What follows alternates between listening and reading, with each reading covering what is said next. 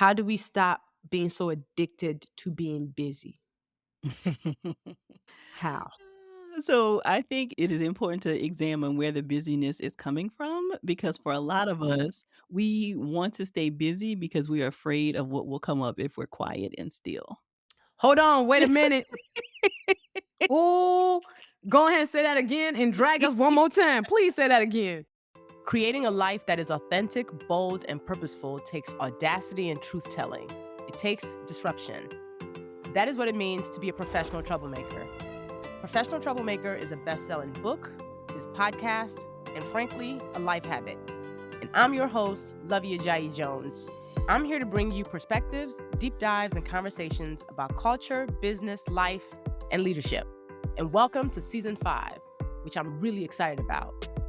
This season is dedicated to the glory and grit of entrepreneurship. 2023 was my toughest year as a business owner, and there was a point where I was 3 months away from being bankrupt. So let's talk about it. Let's get really real about running your own business, the good, the bad, and the ugly. Because while people love to glorify entrepreneurship, they often leave out the tough lessons, the failures, and the pivots that have had to happen.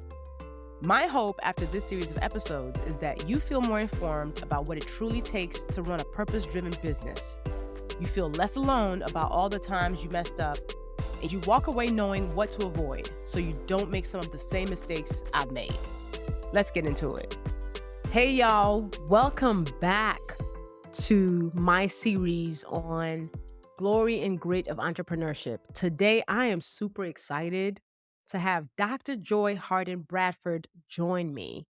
She's not just a licensed psychologist, but she's also the host of the award-winning podcast, Therapy for Black Girls, which is also a database where you can go find yourself a culturally competent therapist.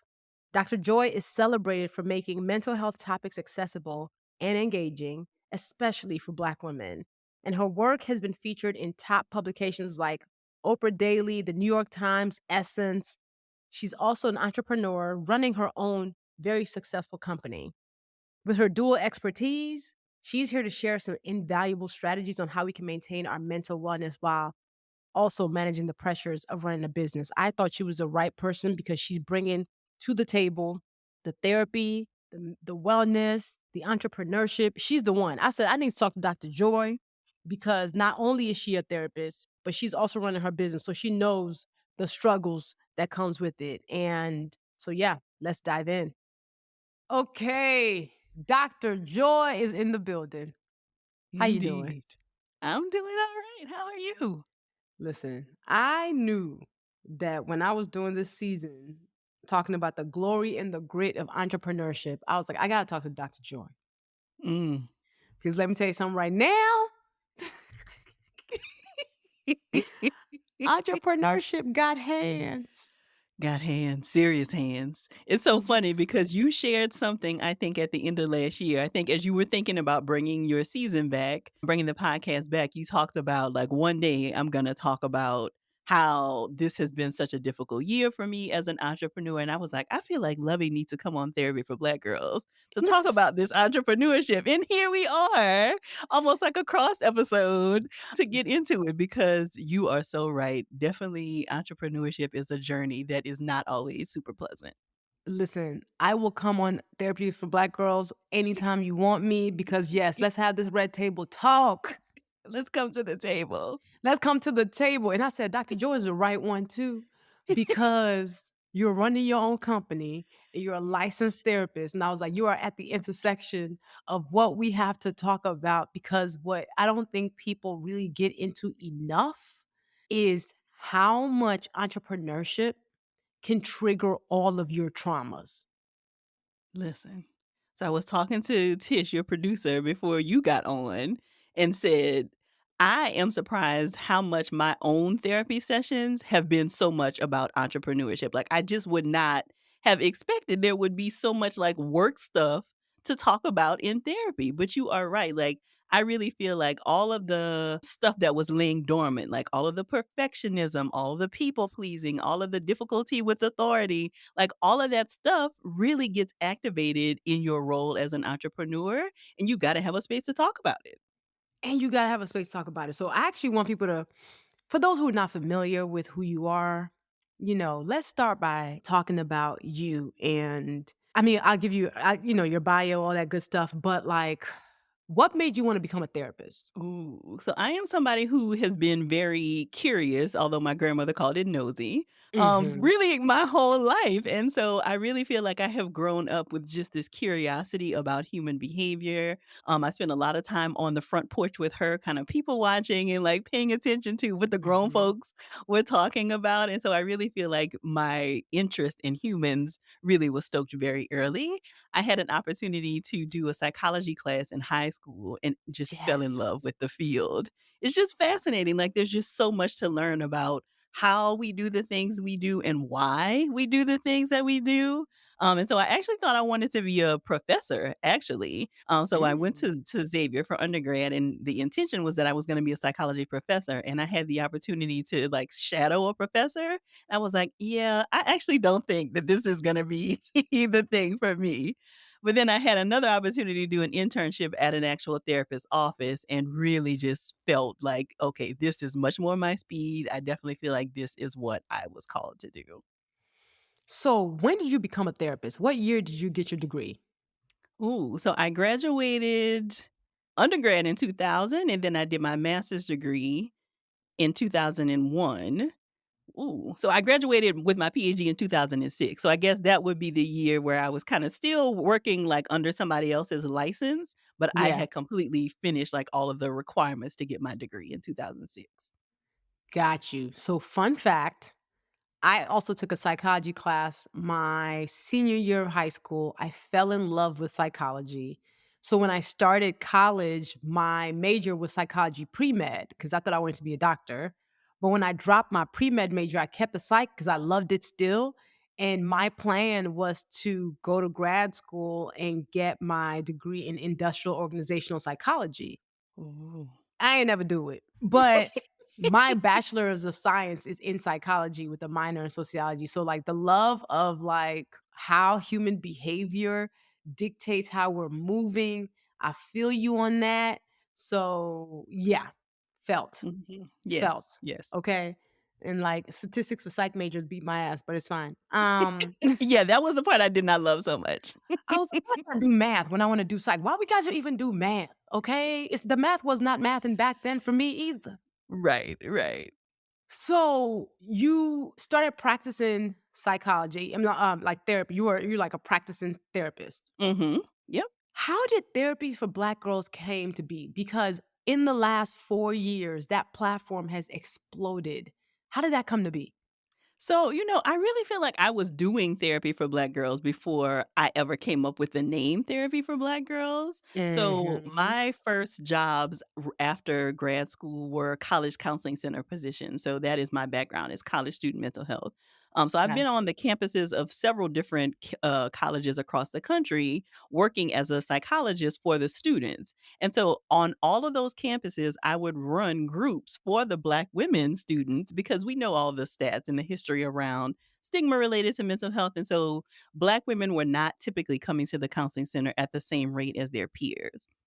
And so, Mm. in doing groups with the students kind of in the multicultural student office or the office of diversity is where I would be able to have contact with these students and we would have conversations about the kinds of things that Black women struggle with in multiple settings, right? So, with assertiveness, with imposter syndrome, like the kinds of things we know that often come up. And it would give me great insight into the kinds of things that students were struggling with on campus. And so I really feel like therapy for Black girls as a platform is an extension of the work that I had already been doing in college counseling centers.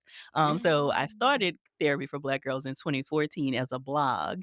And it was really as a way to kind of have some conversations and to give people resources about how do you find a therapist? Like, what do you even talk with a therapist about? Like, all of these conversations about mental health, I didn't feel like there was enough that was targeted directly to Black women and girls.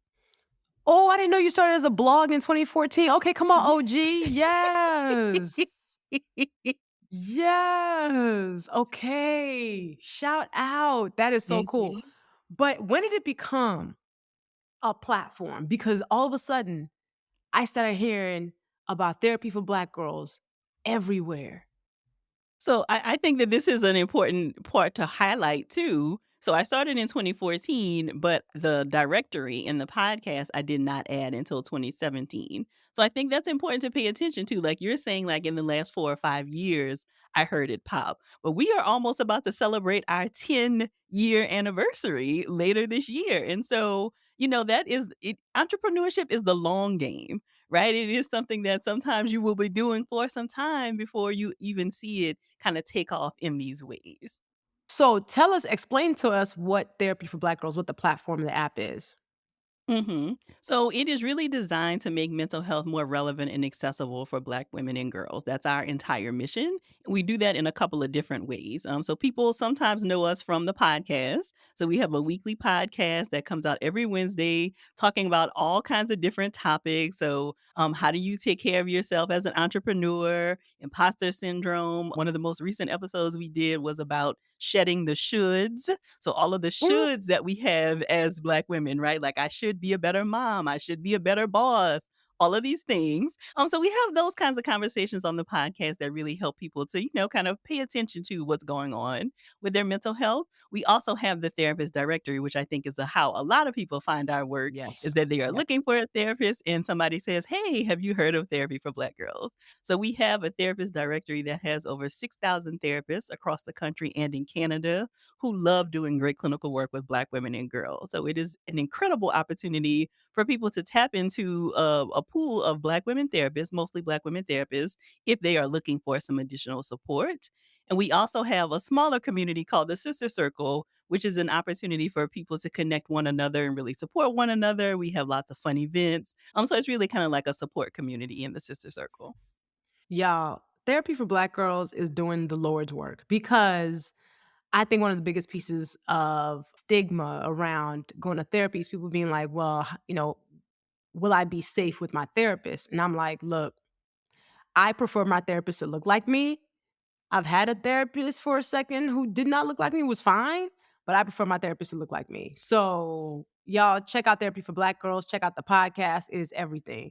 So, Dr. Joy, let's talk about this whole therapy thing and how, let me tell you something right now. Anybody who was running their own company, to be quite honest, anybody who was breathing needs to be in therapy, but that's a different conversation. But specifically, if you are running your own company, you're not in therapy, God bless, because you over here for real tussling. Because I'll tell you, so 7 years ago, April 2017 is when I started going to therapy for the first time. Even though I had my degree in psychology, I was not in therapy. I'm over here thinking, what's trauma? I ain't got no trauma. My childhood was okay. What drove me to therapy was something professional related. I think it was the first time I think I had like a major backlash moment and I was like, "Oh, I'm gonna go to therapy because I gotta work this out," thinking it was about work. And then therapy, like, it's like it pulled a thread and the thread never stopped pulling. And I was like, oh, oh, Yeah. okay. So a lot of this has to do with childhood. Okay. Trauma. Understood.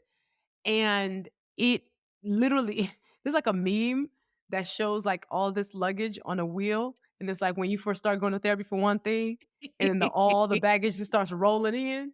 Yes, Yes. Yes. Okay. accurate. Mhm. Accurate.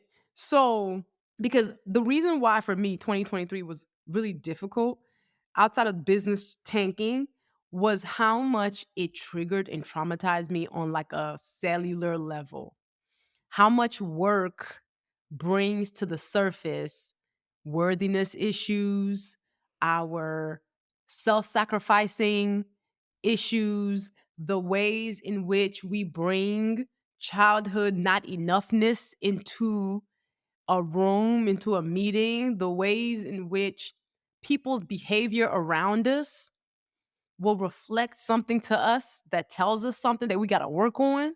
Mhm. Girl, I was like, "Oh my god." All my traumas was triggered, my triggers were traumatized, all of it. All of it. And I was like, "Oh my gosh." And being a Black woman too, who is trying to run a purpose-driven life in a company that comes with its own challenges, even outside of the norm. Yes. So yeah, Yeah. that's what we're I gonna talk I about. mean, where do we even start with Where do all of we that? start? So I wanna start maybe with what you talked about all of the things that came up and that you talk with your therapist about that were kind of driven by what was happening in your professional life. And I think about that saying, like, wherever you go, there you are.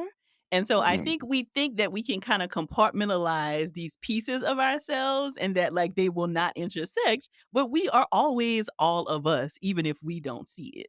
And so, of course, there are going to be things like somebody quitting or you getting rejected or getting online backlash. Of course, that is going to activate all of this stuff for you personally, even if you thought you were doing a very good job at compartmentalizing Yo, wherever you go, there you are is such a bar it. because again, we do pride ourselves on compartmentalizing. Like life, personal life could be falling apart and we'll show up at the meeting and still boss it out. Of course. Meanwhile, your cortisol levels is up here because what you just left, you still brought it in the room, even if you put it in a little box in your little heart and thought you left it apart. So like you're probably more irritable, you're not as steady as you were gonna be for you, when you started therapy for Black girls, like as a actual like, okay, I'm actually using this as a business. What did you put in place for yourself to keep some of those triggers and traumas away? Or did you even? I'm about to say nothing. Nothing, because I didn't even know I was starting a business. So, I Mm. think what also happens is that a lot of us find ourselves as accidental entrepreneurs, right? Like, I don't know what it is like to get an MBA. I feel like there are actual programs that help you to recognize, like, okay, these are some of the things that are going to be happening so you can better prepare for it. But I think a lot of us just ended up as entrepreneurs. I definitely Yep. did. And so there Yep. was nothing in place. Like when I started therapy for Black girls, I was still the director of the counseling center at Clark Atlanta University. So there was nothing Ah. in place. I was like working my full-time job and then coming home on the evenings and on the weekends doing therapy for Black girls.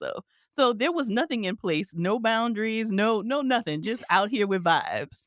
Vibes and inshallah and hope. Okay. Do you hear me? That's all we had was dreams, vibes, and a vision. All right. That's all Yeah. we had. We didn't have. I love that point about us being accidental entrepreneurs. Most of us stumbled and fell upon it because we ended up doing something that felt purposeful and meaningful. And people were like, there's a need for this. So, yes, let's talk about the boundaries or lack of boundaries that comes with when you are side hustling or you have a full-time job and then you start entrepreneurship. Yes. What? So I think for me, one of the first things that I needed to set some boundaries around was my time. Because, when Therapy for Black Girls kind of started taking off, like I was sometimes recording a podcast episode on my lunch hour, like taking random media requests after work, like it just became too much. And so I think, especially when you start to hit that peak and there's a lot of interest, it feels like you can't say no to opportunities because, oh my gosh, am I going to get this chance again? Now, of course, almost 10 years into this, I realize, of course, there chances always come back. There's very rarely any opportunity besides maybe like Beyonce calling. Like you gotta Right. take You the call gotta for know. that, right? Correct. But most things will recycle themselves, right? Like you will have multiple opportunities to do different kinds of things. And so I think something I would encourage entrepreneurs to do is to be very intentional about what they are saying yes to because you do not have the bandwidth to do all the things all the time. So that's actually one of the points of triggers and traumas, and I'm glad you brought that up, is our idea of scarcity. So even when we it's not even just from when we get started. As we're running the company, as we're doing this thing, we feel this pressure to say yes to everything because we think it will never come back again. And it's tied to a scarcity mindset that might be from the fact that, maybe we didn't have our needs met. Let's talk more about that piece. How does somebody move a little bit beyond that piece where you're just afraid of saying no because you're afraid another yes might not come? Yeah, so I think first you have to recognize that that's what you're doing. And I think that that is where your support system comes in, right? Because if you are just kind of doing this thing alone, which you talk about a lot, right? Like having a circle and having your village. If you're doing this thing alone, then there's really not going to be anybody there to kind of help you to stay in balance. And so it's important for people to be able to say, hey, it feels like I see you everywhere. Like, what are you doing to take care of yourself? So having people who will not just be yes men and women in your life, but also people who will say, okay, let's put a pause here. Let's focus on what you're doing to actually take care of yourself. I think that those kinds of things are really important. And having a therapist, right? So a therapist will really be able to help you if you're coming in every week talking about how exhausted you are and how you don't have time for all these things. A conversation with your therapist might be, well, let's actually do an audit of your time and see what's happening here and how are you spending your time and what do we need to say no more to. Boom. That's one. Number two is the burnout that comes from all that yes we've said, right? All the yes, all the overwhelm, all the self sacrifice. There comes a point when you hit a wall. Let's talk about burnout because actually, in even talking to fellow entrepreneurs in this last year and a half, the one consistent thread, most of us are burned out, like charred to a crisp. How do you define burnout? Ooh, so burnout is past like exhaustion. It is not just like, oh, I'm really tired. It is like burnout. It like you're running on fumes. There is no more creativity. You have completely tapped out of all of your reserve. Like you really are just showing up so you don't get fined. Right. So it is. So you kind of think about, like you mentioned, there's often like irritability, there's difficulty kind of to show up for the things that even were interesting to you before. You just really are kind of going through the motions. There is nothing else. There's no thriving that exists for you anymore. What does burnout recovery look like? Typically, it is about taking a step back because it can't be about just like trying to. So, the things we're talking about in terms of like scheduling and like the therapy definitely would be a part of it. But burnout is like we are so far past all of our coping mechanisms. We got to Mhm. like do a complete, like a hard reset, like when you got to press Mhm. Control Alt Delete and like reboot your computer. That is Yeah. often what we have to do. And so, it is taking a step back from all the things, completely withdrawing so that you can then figure out how to build a sustainable life for yourself. I am absolutely in burnout recovery mode. That's where I'm at. So I was even thinking about what it takes to even reset, right? So for the entrepreneur who's been going for a long time, what does the first step of burnout recovery look like? So I also want to take a step back though, because I think it's interesting to me that you have had all these conversations with entrepreneurs who are currently burned out. And I think that there is something about the timing of where we find ourselves now, right? So Yes. we also have to recognize that we are wherever we are in this pandemic, right? So we are in year 4 of just chaos, both Mhm. medically and systemically, politically. Like there has just been nothing but chaos for the past Mhm. 4 years at least. And so I think there is something that is important to pay attention to, that again, you cannot compartmentalize yourself from the things that are going on in the world. And I think for a lot of people, we are struggling with grief that has not been named. So Ooh, many of us lost loved ones during the pandemic. yeah. Many of us lost experiences. We lost opportunities, especially for people who had like brick and mortar kinds of Yeah. services. Like a lot of people had to shut down or figure out how to do something different. And so there's a lot of grief that is unprocessed that I am sure is contributing to the experience of burnout that lots of people are actually feeling right now. Oh, that's such a good point. You said grief unnamed. I think because of this late stage capitalist system that we live in that basically uses us as products, the pandemic, we never even paused to be like, wait, guys, that was actually a big deal. I mean, we're still Right. in a pandemic clearly because it's still happening, but we never had a moment to go, okay, let's collectively just sit and process the fact that millions of people died in a small amount of time. We were all inside. Our lives looked as different as it could ever look. We never stopped to do that. We just kept running. Right. We went, oh, we can go outside now? Run. And then we just went right back to the Just went as systems, far as we to could. the processes, to the pace. And then we're like, yeah, I am burned out. No shit. Like, Exactly, and I think a lot of us were taking on more. I know I definitely was because it felt like, Yeah. "Oh, I'm working from home, like, I can do all of these Zoom calls, like, I can do Oh all of my these things because I God. don't even have to leave," right? And so I think our boundaries got very, very loose again. If you Yeah. did have boundaries, they got very askew in the pandemic, and so I think we were really tapping on resources that felt like we had a lot of when we actually didn't, because we were also trying to figure out, like, how do I even keep myself safe? How do I keep my family safe in the face of whatever this virus is out here? And so I think a lot of us really are just kind of, to your point, like, have not processed this huge experience that we have had collectively, and a lot of us took on way too much in the pandemic, and we have not recovered from that. So then the question becomes how? How do we recover from global burnout, personal burnout, professional burnout while trying to maintain these businesses in these companies where there's no manual because being a CEO was never the plan?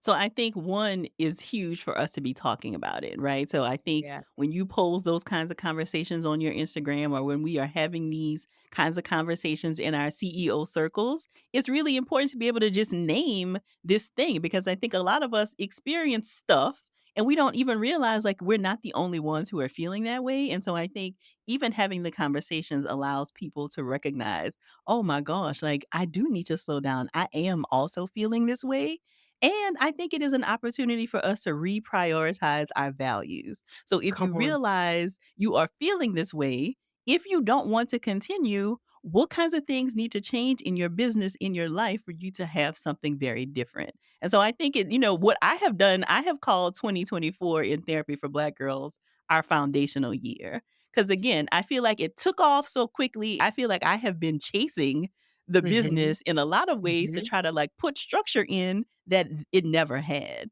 And so I have kind of Mm. said, okay, we're not doing a whole bunch of new stuff this year. Like, we are going to go back to the basics to just try to get our foundation solid. And I think that that's an opportunity that other people can take too. Even if you are doing things that are hugely successful, you can always make different decisions in your business to actually build the kind of business that supports the life that you would like to have. That is a major key, the foundational piece of it all, because what ends up happening is we feel like we're on this hamster wheel we can't get off of. Right. Right? And you're like, but, like, how can I stop the wheel? How can I stop the wheel?" You have to, like, artificially stop the wheel.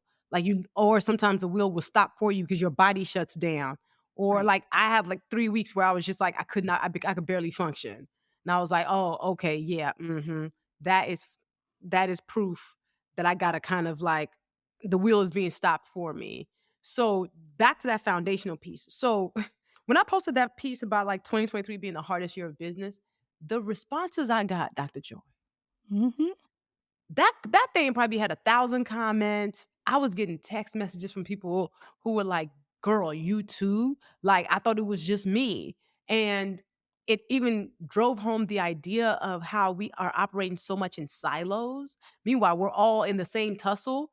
Everybody thinks they're just the only weirdo. Meanwhile, everybody's had the same struggle. But going back to that foundational piece, for Black women, I would say one of the things that's hardest for us as entrepreneurs is something that is very therapy oriented and very therapy necessary, our trust issues. We got to talk about our trust issues. Mhm. And that is one of those things that, if it is something that you struggle with, will absolutely affect your ability to run a business, because the trust issues that you have in your personal life means that it is hard for you to trust people across the board. So, how do you trust team members to execute for you when you don't trust in general and you have a hard time with trust? So, let's talk about that one. Listen, it is something that is it's a skill you have to practice just like anything else. And again, I think if you have trust issues, they are going to come up in your professional life as an entrepreneur, whether you think that they are or not, right? So like you said, like, how can I trust people to have credit card information? How can I trust that these people are responding to emails? And I think a lot of that is by, you can only develop that skill by actually giving people an opportunity to try. Now, I think for Black women, we are often the most capable ones, like, in our families, a lot of times in our circles. And so we are so used to operating at this like high level of achievement that we think that we can just do it all our own. So we don't have to get an executive assistant. We don't need a social media manager. We run ourselves thin trying to do all the things. And it does often come down to trust issues that we don't trust that other people will do it the way that we want. And I often push back when people say this, like, is it important that they do it the way you would do it, or is it important that it gets done well? Because those two things are not always the same thing. And we have to be willing to let go of control. Because that's the other thing that often comes up that I've spent a lot of time in my own therapy talking about is Mhm. control issues. Correct. Correct. All of Control. this control Yes. stuff comes up also as an entrepreneur that we have to learn to trust the team that we have hired and allow them to do the work, even if they will make mistakes. And it's not fair to think that there won't be mistakes because we make mistakes, right? Like none of us are robots. And so even if a mistake happens, it's really about how you recover and repair. Okay, so what are some tactical ways to show trust, right? So for the person who was like, every time I give somebody the keys, they somehow lose them or they drop the ball. What do you tell the woman who's running her company right now, who is like, people just keep on messing up. I don't know, it's not working out well for me when I give them the reins. What does she need to do? So one, I would encourage you to look at like what is the training module? What is the training and onboarding system in your business? Because that could be a part of it. And if there's Mhm. some issue that you keep running into with one a member of your team, ask them how can we address this issue? It feels like you continue to run into this issue. What kinds of things can we put in place to support you so that you can do a better job here? The other thing is though, I don't believe in giving people too many chances to make mistakes. Because the other thing we don't do enough is fire quick enough, Oh, right? Because girl, drag me. Drag again, me. our own issues with people pleasing, our own issues with not wanting to be the bad guy means that we often keep people in roles far longer than they need to be. And so it may be that if you have given people an opportunity and they continue to mess up, even if you try to put supports in place, that just might not be the right person for your team at the time. Listen, you just dragged me because that was one of the things that happened for me in 2023. I kept people in roles way longer than I should have because I gave them grace to a detriment. And I felt like I was running too fast. And I was like, it's easier to keep them on right now than fire them until it actually cost me to keep them on. It was costing me, but it took them almost burning my company down before I fired them. Mm, mhm. That's a big one. That's a big Yeah, one. yeah. That's a big one. Yeah, and I wanna go back to something you said earlier, Lovey, because I think that this is something that I have both been inspired by and trying to figure out, like, okay, how are we gonna do this? Like you mentioned, a lot of times as Black women, we are trying to build, like, these purpose-driven organizations, which means that we are not typically doing business like a Fortune 500 kinda company, right? Like, we want to be softer, we want to be gentler, we want to be more compassionate, but that oftentimes means that people are able to kinda skirt around things easier. And so it does feel like, again, I think this is where the collective can come together and say, "How do we build purpose-driven organizations that still have some structure, that still actually allow the business to thrive?" Because you can found a purpose-driven organization all you want, but if you can't actually, like, meet your revenue goals and do what you need to do to take care of your team, it doesn't matter that you even built this organization. That's such a good point because I have been dedicated to building a company that I'd be proud to work for, right? Like, Yes. I'm the boss who is empathetic, where I'm like, listen, I'm not saying no to you if you have a sick day for nothing. We'll figure Right. it out. I am the boss who was like, you know what? Yes, we can laugh in meetings. Yes, you are a person first, like person before profit, right? And I am really proud that I moved in that way, even when people were taking advantage of it, and when people weren't showing up in the way they would. Because here's the other piece that we don't talk about often enough. I think people engage with Black women bosses differently than they do with other people. They play with us in a way they don't play with other people, and I don't appreciate it. So, as we're trying to lead with purpose and heart and empathy and fairness, what we end up seeing is people will weaponize it on our behalf. And I'm like, I know you're not approaching a white male boss like you coming in here. I know you're not. Like, I know it. So that is actually a real struggle of mine that I'm trying to figure out how to navigate, knowing that people show up different and show us respect differently than they do other people. Mhm.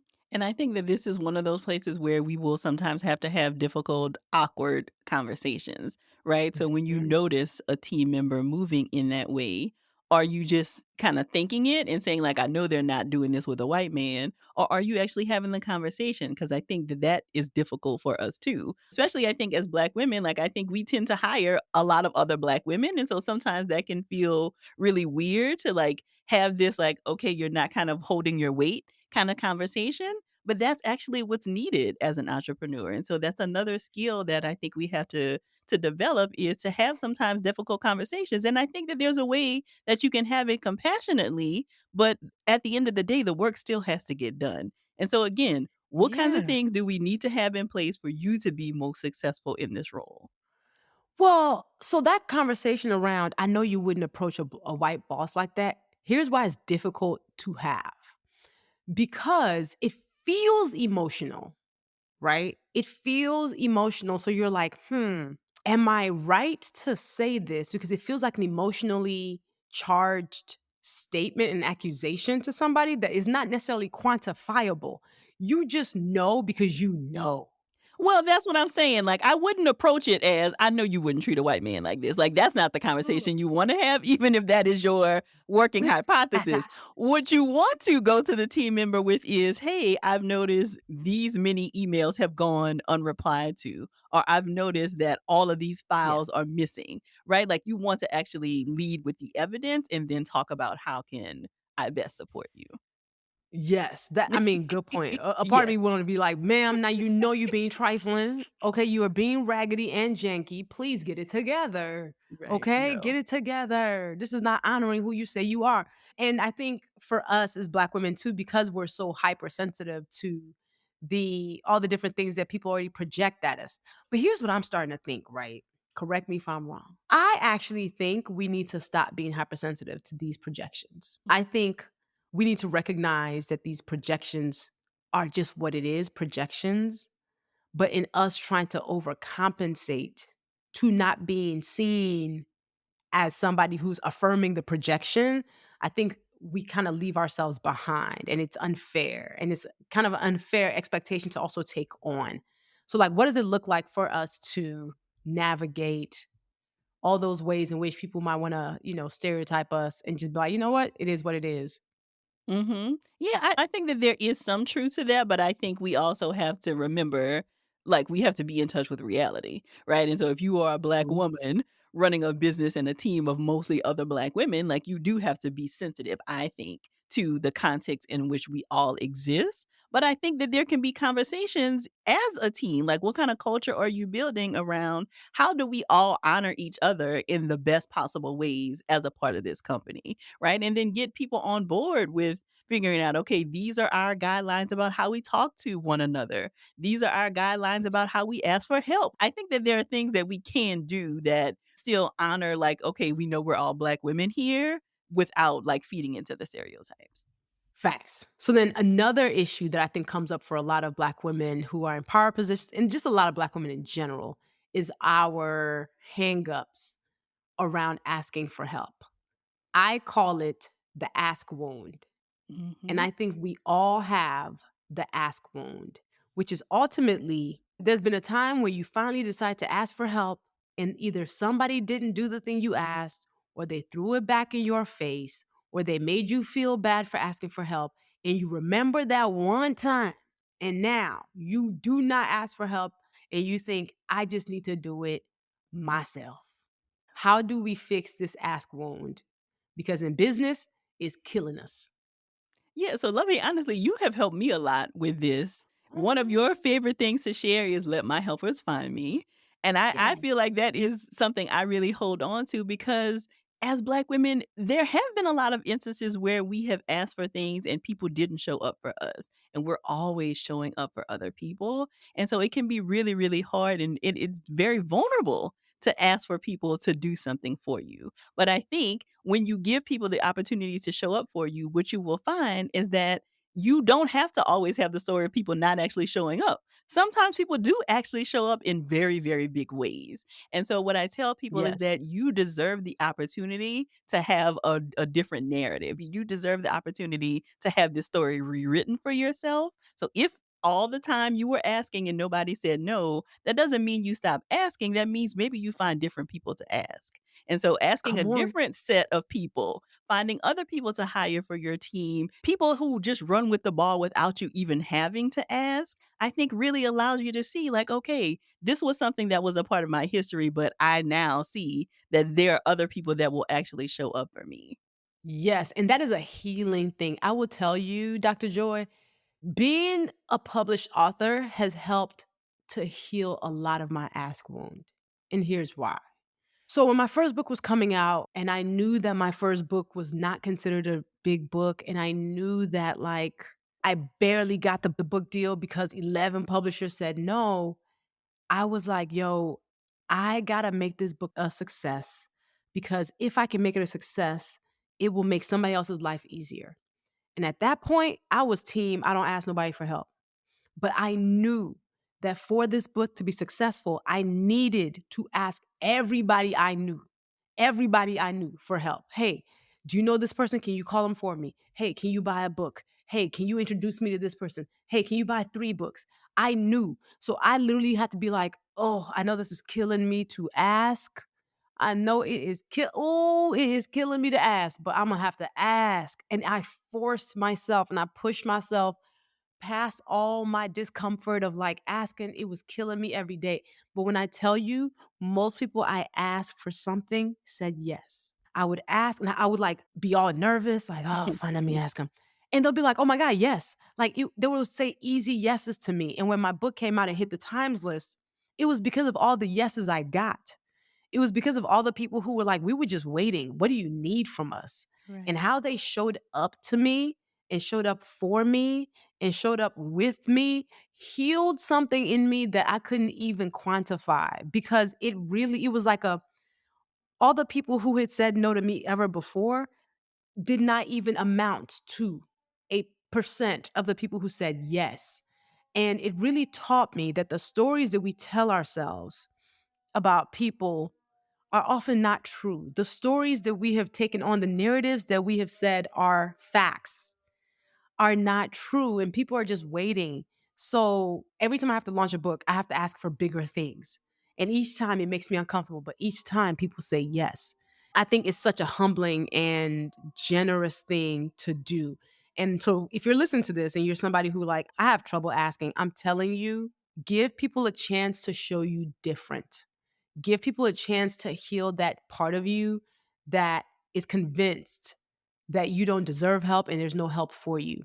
And to your point, my favorite prayer that I say whenever I'm walking into a room or if it's a new season in my life or even about to just go outside is let my helpers find me. I ask God to simply make it easy where I don't even have to ask that they will find me. Like if there's anybody whose purpose is tied to mine, they will come and find me in wherever I am. So, yes, I just wanna offer that to y'all and yeah, Mhm. yeah. How beautiful, and what would have happened if you hadn't gotten out of your own way, right? Like, how many doors would have been closed for you and for so many people that you have opened doors for if you had not gotten out of your own way and made the ask? And so I just wanna echo that I think it is important for us to make small asks, right? Like, if it feels uncomfortable, you can start small. You don't have to start with like, "Hey, will you write a blurb for my book?" or whatever. Right. But can you make a small ask that then just builds upon itself because then the momentum starts and you get a little bit more comfortable with it?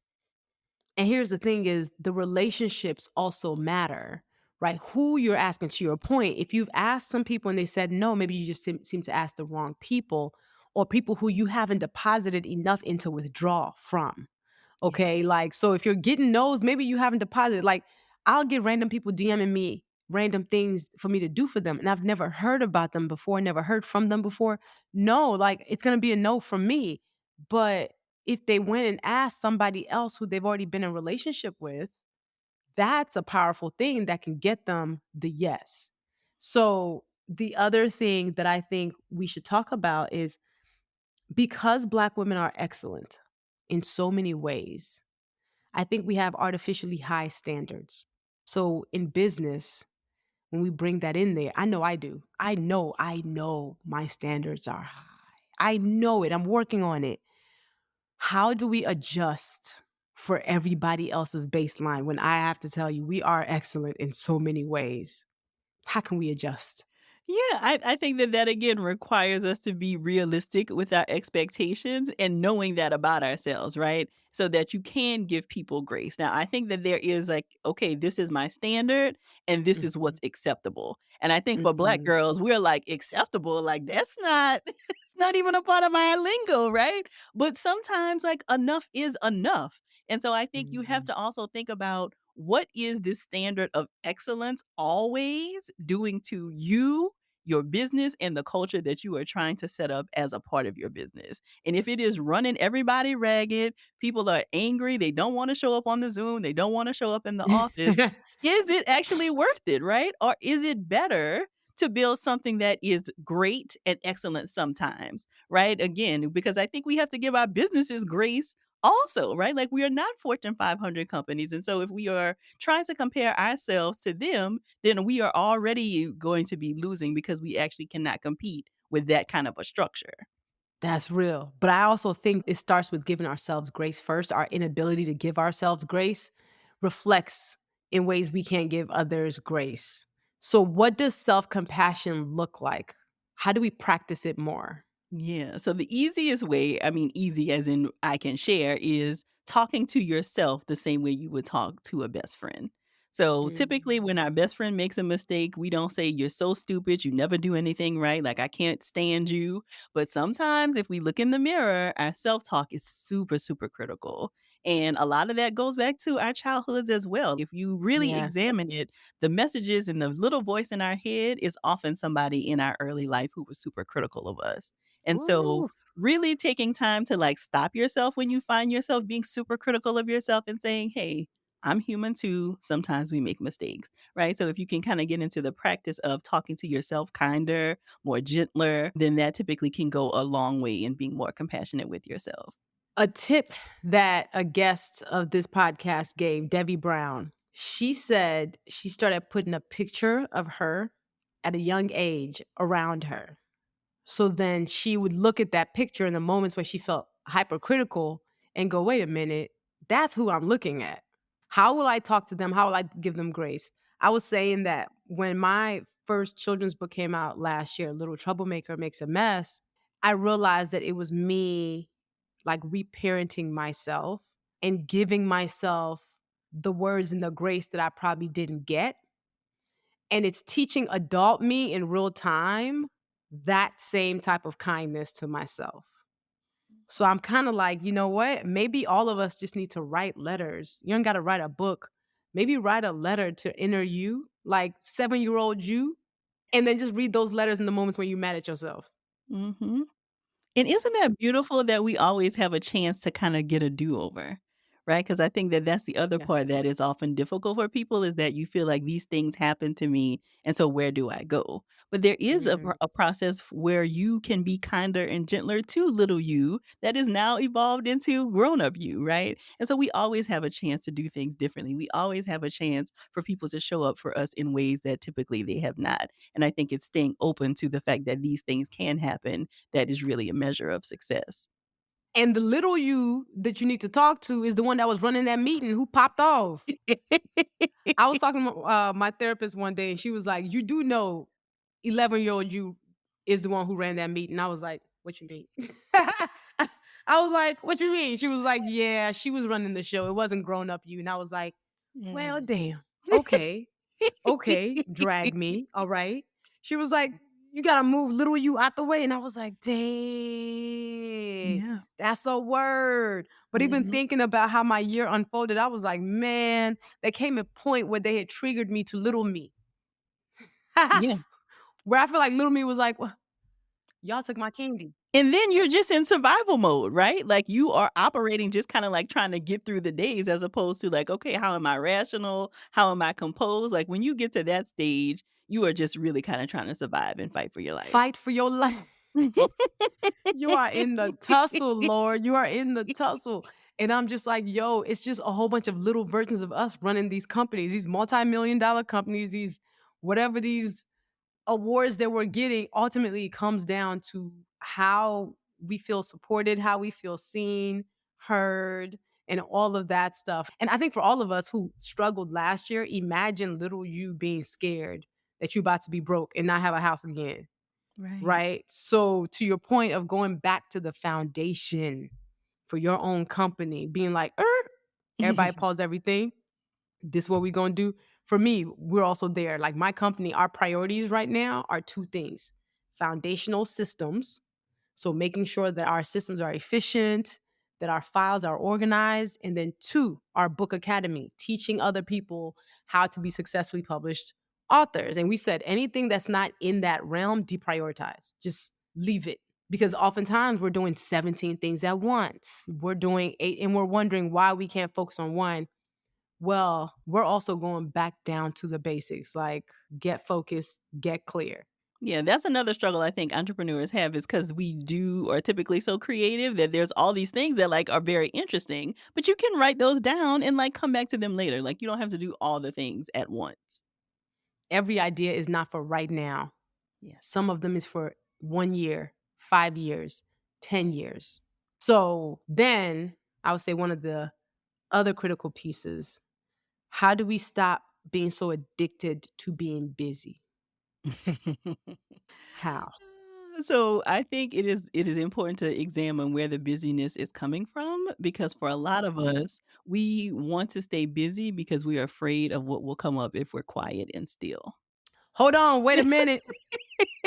Oh, go ahead and say that again and drag us one more time. Please say that again. I think we have to examine what the busyness is actually masking. Where a lot of us, we are so busy because we are afraid of what will come up if we are actually quiet and still.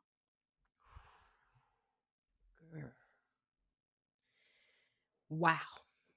Yeah, that's why we don't wanna spend time in the morning journaling, we don't wanna have any blocks in our schedules, like, we are actually masking other kinds of things like anxiety, depression, all kinds of things, and it looks okay because busyness is, like, a socially acceptable form of coping, right? So if you look Mm. busy, nobody's gonna say like, "Oh, she should sit down." Typically, people are gonna you get more accolades, right? Like, so it's a very Mhm. successful way to mask these underlying issues that we don't want to deal with. But again, how sustainable is it? Like at some point you are going to burn out. And so it is better to try to get ahead of it and actually build a life and a business that is sustainable before, you get sat down for some reason that you don't want. If that ain't a word, if that ain't a word, a sermon, a preach, the ways we have become addicted to the busy, like, and it is a drug of its own, Oh, absolutely. right? And the ways we've been rewarded for the busy, except it's killing us softly, and the ways we don't know how to stop being busy Yeah. because we're so used to it. It's all we've known for such a long time. That's also why, Trisha Hersey's nap ministry, such a revolution, rest is resistance. How do we actually then slow down? Like, let's get real practical. For the person who is the mom, the wife, the CEO, the sister, PTA president, who now finds herself overwhelmed, yes, burned out from the worldwide foolishness, but really from also her own plate of stuff. What is the way to come away from that, to get above water from the drowning? Yeah. So I think looking at what you can say no to most immediately, right? So is there Mhm. something that is clearly pushing you over the edge that you can put off on somebody else's plate?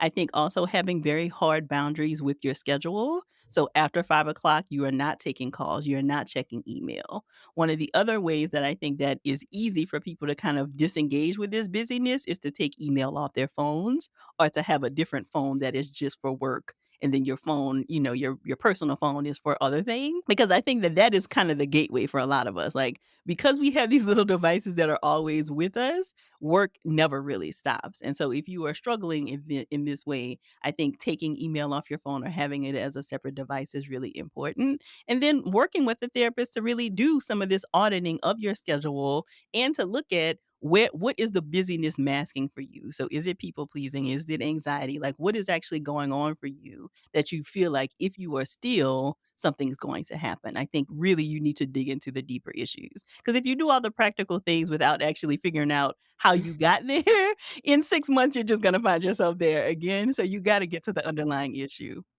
Right back there. And one thing I would also recommend, again, working my way out of burnout myself and like been saying a lot of no's, is turning off notifications on your phone to all the apps. So for example, I don't get Facebook, Instagram, Threads, LinkedIn notifications popping up in my phone. I only see them when I go inside the app. Even that thing, the amount of brain ping, ping, ping, ping, ping, ping, ping, ping, ping, it is unsettling. It is nervous system dysregulating. Turn those notifications off. You can know who liked your post on Instagram when you go into Instagram. Don't have it pop up on your phone into your tray. Like that is so disruptive. And I'm like, start there. Honestly, if you listen to this, just start there and then work on the other stuff. Start Yes. there. That's a Cause great my place to start. goodness. And it's important for Jesus. people to know that those platforms are designed like that purposely. Like, there are people who are on like Instagram and Meta's payroll that are the same people who designed casinos, right? Like, their goal is to keep us on the platforms as much as possible and get those little dopamine rushes so that you keep coming back. And so turning off those notifications is a great way to kind of break yourself of that.